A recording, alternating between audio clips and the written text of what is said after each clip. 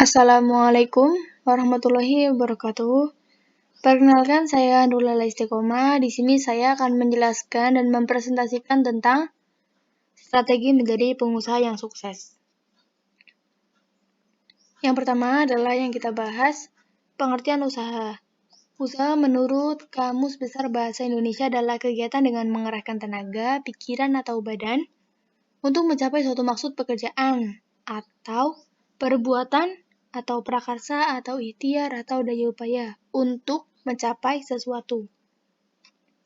Lalu kemudian, faktor pendorong berwirausaha. Yang pertama bisa dengan faktor keturunan, yang kedua bisa dengan kesengajaan menjadi pengusaha, yang ketiga bisa dengan tidak sengaja dalam menjalankan usahanya tersebut.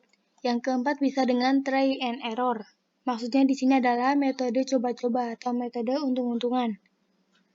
Yang kelima bisa dengan terpaksa atau tersesat. Terpaksa dalam menjalankan usaha tersebut. Jadi mungkin ada hal yang membuatnya mengerjakan usaha tersebut, jadi dia terpaksa. Lalu kemudian, cara memulai usaha yang lazim. Yang pertama bisa dengan mendirikan usaha baru, yang kedua bisa dengan membeli perusahaan atau membeli saham dari perusahaan lain. Yang ketiga bisa dengan sistem franchising, kerjasama manajemen dengan sistem franchising. Sistem ini maksudnya adalah sistem yang kerjasama dalam penyelenggaraan dari perusahaan induk. Maksudnya adalah menjalankan manajemen, kerjasama manajemen yang dijalankan dengan perusahaan induk. Lalu kemudian yang keempat adalah mengembangkan usaha yang sudah ada. Yang selanjutnya, macam-macam peluang bidang usaha. Ini banyak sektor-sektornya ya. Yang pertama adalah sektor jasa, yang kedua adalah sektor industri, yang ketiga adalah sektor tambang, yang keempat adalah sektor pendidikan, yang kelima adalah sektor perikanan, yang keenam adalah sektor agribisnis, yang ketujuh adalah sektor perdagangan, yang kedelapan adalah sektor percetakan, yang kesembilan adalah sektor seni, yang kesepuluh adalah sektor kesehatan, yang kesebelas adalah sektor pariwisata. Ini macam-macamnya banyak ya, sektor-sektornya banyak. Lalu kemudian, faktor penentu pilihan bidang usaha. Yang pertama bisa dengan minat atau bakat. Minat atau bakat seseorang. Jadi bisa mereka misal minat dalam hal apa, jadi mereka mengembangkan usahanya dalam hal tersebut. Lalu kemudian modal, sesuai dengan modalnya. Yang ketiga adalah waktu. Semakin lama dalam mengerjakan atau mengembangkan usaha, maka semakin besar pula potensi penghasilannya. Lalu kemudian, laba. Laba merupakan elemen yang paling penting dan paling menjadi perhatian dalam menjalankan usaha. Karena angka laba diharapkan cukup untuk mempresentasikan atau menggambarkan kinerja dalam berwirausaha secara keseluruhan. Lalu kemudian, pengalaman. Pengalaman ini sangatlah penting karena dalam mengelola usaha, kita harus mengetahui tata cara pengelolaan usaha tersebut. Lalu kemudian, jenis badan hukum bidang usaha. Yang pertama, perusahaan perseorangan adalah perusahaan yang dilakukan oleh satu orang pengusaha. Modalnya juga dari satu orang pengusaha. Lalu kemudian, firma. Firma adalah persekutuan antara dua orang atau lebih dengan satu nama, dengan satu tujuan untuk menjalankan sebuah usaha. Lalu yang ketiga, perseroan komanditer. Perseroan komanditer, CV, adalah suatu perusahaan yang didirikan oleh satu atau beberapa orang secara tanggung-menanggung, bertanggung jawab secara keseluruhan, atau secara solider dengan satu orang atau lebih sebagai pelepas uang dari pihak lain. Lalu selanjutnya, koperasi. Koperasi adalah suatu kumpulan orang-orang yang mempunyai tujuan sama, yang diikat dalam satu organisasi yang biasanya berasaskan dengan kekeluargaan. Karena memang koperasi berasas kekeluargaan.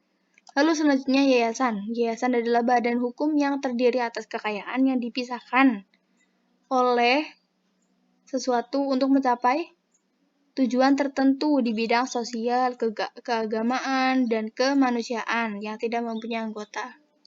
Lalu kemudian perseroan terbatas PT adalah badan hukum yang didirikan berdasarkan perjanjian antara dua orang atau lebih. Lalu selanjutnya, faktor kegagalan usaha. Yang pertama bisa dengan data dan informasi yang tidak lengkap. Ini bisa menjadi faktor kegagalan usaha. Lalu yang kedua, salah perhitungan. Karena salah perhitungan itu memang bisa menimbulkan resiko yang sangat besar. Lalu selanjutnya, pelaksanaan pekerjaan yang salah. Karena jika terdapat kesalahan dalam pelaksanaan kerjanya, maka pasti akan menimbulkan sesuatu yang bisa mengubah tatanan dan bisa menimbulkan resiko yang sangat besar. Lalu selanjutnya, kondisi lingkungan. Ini juga berpengaruh ya dalam bidang usaha. Lalu, unsur sengaja. Karena memang mungkin sudah tidak niat atau tidak mau lagi menjalankan usahanya, jadi sengaja digagalkan usaha tersebut. Lalu kemudian, dokumen usaha. Ada 3. Yang pertama, tanda daftar perusahaan. Tanda daftar perusahaan merupakan daftar percatatan resmi yang diadakan berdasarkan ketentuan UU atau peraturan lain yang berdasarkan dengan pelaksanaannya. Yang kedua adalah NPWP, nomor pokok wajib pajak. Nomor pokok wajib pajak ini adalah nomor identitas yang diberikan kepada wajib pajak sebagai sarana pengadministrasian perpajakan. Lalu kemudian ada bukti diri. Bukti diri ini berupa identitas para pemilik usaha yang dikeluarkan oleh kelurahan setempat dengan bentuk KTP atau kartu tanda penduduk. Lalu kemudian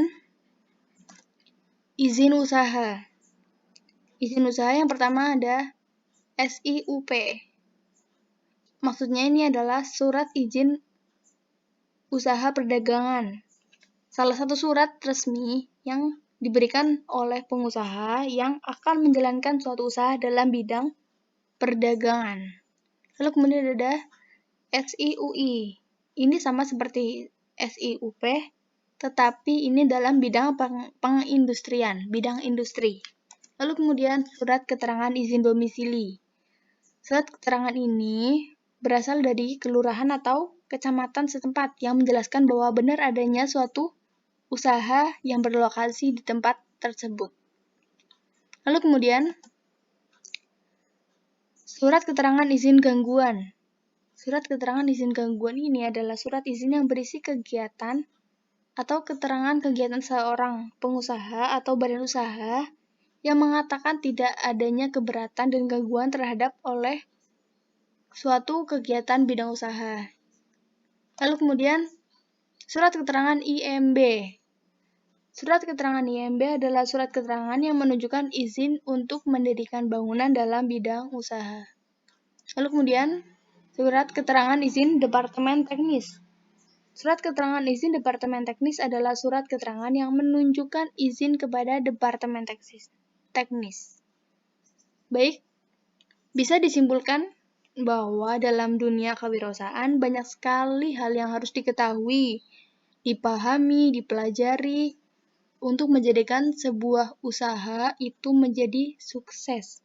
Maka dari itu, banyak peraturan-peraturan yang harus dijalankan dalam semua usaha, agar usaha tersebut bisa berjalan dengan baik dan benar dan bisa menjadi pengusaha yang sukses. Mungkin hanya itu saja yang dapat saya sampaikan.